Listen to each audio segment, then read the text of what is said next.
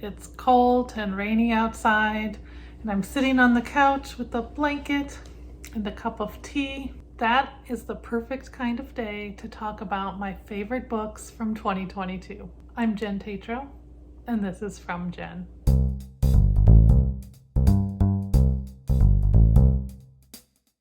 I have always been a pretty voracious reader, and I've always been the kind of reader who will hop back and forth between multiple genres. I enjoy reading nonfiction, I enjoy literary fiction, mysteries, urban fantasy, even romance.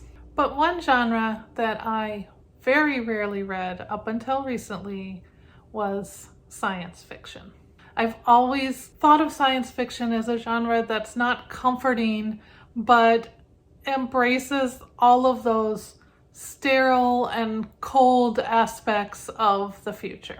I'm not sure why I had that impression of it, and I know that that is not true of every book in the genre, but I don't know, spending time on a spaceship is just not where I wanted to be. That started to change a few years ago when a friend got me to read Andy Weir's The Martian.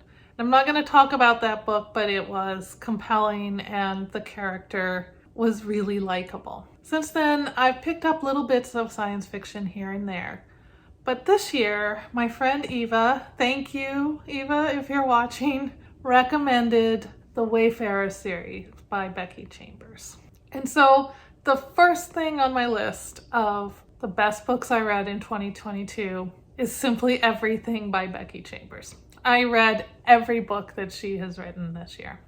I started with the Wayfarer series, which is 4 books, 3 books and a novella. And it is just the warmest, coziest science fiction that you have ever read.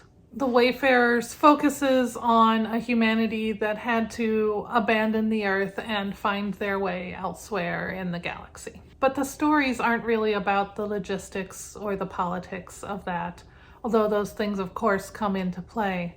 The stories are about what it's like to be human, what it's like to be alive, what the meaning of home and family is.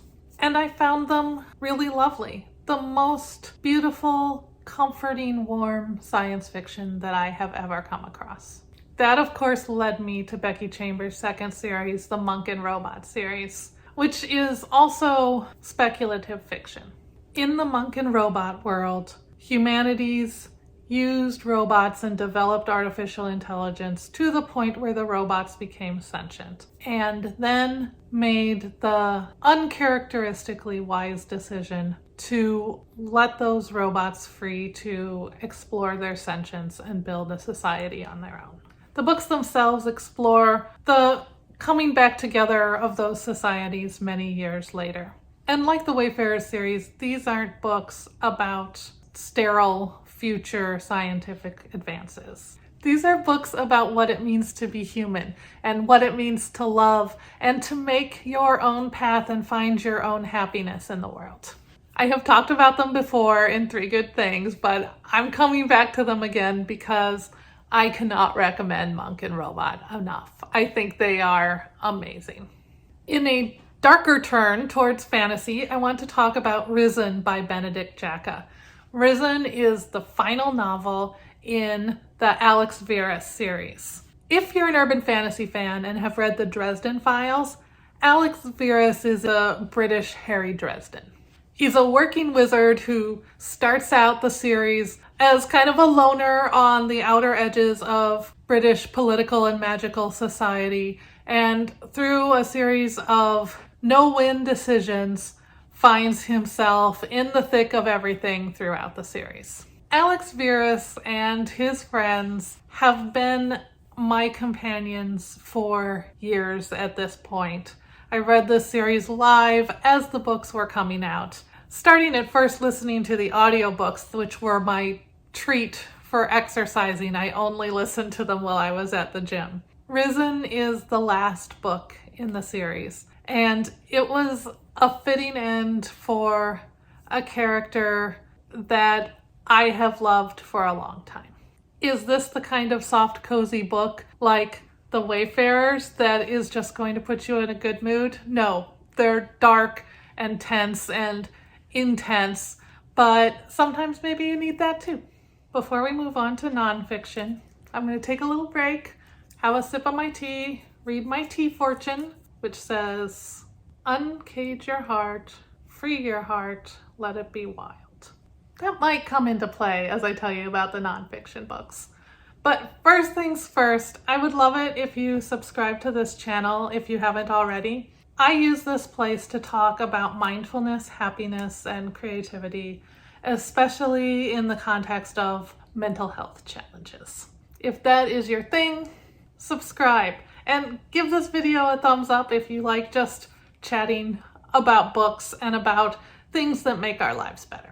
I would also love if you commented with your favorite books of the year of 2022, or if you know of something that you think I might enjoy. Moving on to my favorite nonfiction books, I read Atomic Habits by James Clear this year.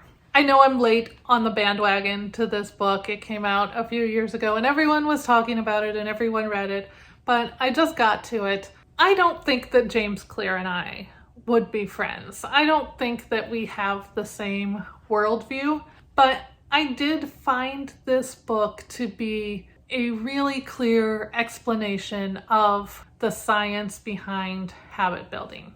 Clear sets out a very specific path to use that science to change habits, and I found that really inspiring. But more so, having read this well in the process of sorting through childhood trauma and learning how those experiences rewired my brain at a young age, I found the book really helpful in teaching me how to look at my thinking patterns as habits. And it gave me some insight into ways to start to change those really, really deep-seated thinking patterns. My goal with habit change has never been to become a productivity guru and change my life by using every moment of my day in the most efficient way possible. But I love the idea of harnessing habits to make my life smoother and easier and to help me use less energy in creating the life that I really want to live. Finally, I want to talk about Untamed by Glennon Doyle. Ostensibly, Untamed is a collection of related essays telling the story of Glennon Doyle's decision to leave her marriage for a relationship with the US soccer star Abby Wambach. And she does tell that story, but that's not what the book is about. Untamed is about finding the courage through anxiety to do the difficult things that your heart knows are right. Or as Glennon says, we can do hard things. My experience of reading this book was as if I was sitting in a cafe, drinking a coffee and eating some cake with Glennon. I felt like we could probably talk for hours. And luckily, she and her sister, along with Abby, have a regular podcast called We Can Do Hard Things, where it kind of feels like I get to do that. There are a whole group of women, including Glennon Doyle and Elizabeth Gilbert, who happens to be friends with Doyle, who are writing just these beautiful self-help books right now and come from a perspective that is similar to mine. And I know that that perspective doesn't speak to everyone. And I do, in my reading, try to include books from other perspectives. But there is also something special in reading books by someone who is a lot like you. There's a connection there. And I would wish for everyone to be able to experience that sort of connection, and there be as many voices writing these sorts of books as there can possibly be. Now, are these the only great books that I read in 2022? No, of course not. And I read a lot of really terrible but engaging books also. If you want to see my full list of books that I read this year, I will put a link to my Goodreads in the description. Until next time, I am wishing you love and joy and all those good things, and I can't wait to talk to you again.